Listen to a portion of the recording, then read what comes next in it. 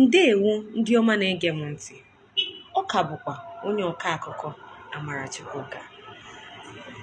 Ụtụtụ ọma, ịsaala chi. Ozi na-eru m aka tata wee bụrụ na ndị nwere ụlọ manyesizila ego n'ụgwọ ụlọ ha. M wee sị ka m jụọ, anyị a ga-egbuzi ozu anyị ga-eso wee kwa? Anụ m na ijesie subichara n'obodo wee na-anata, ị na-anụ na-amanyego ego n'ụgwọ ụlọ gị. Amafukwala obi, anwụchukwala, chetakwa na echi dị ime. Onye gụrụ egwu sị, my landlord is now my tenant. Maka mgbe landlord m ga-achụpụ m ụlọ, amakwa m ụma wee kwuo. Mana chetakwa na ọkwa obi nwayọ ka eji esi ụwa ka emesịa.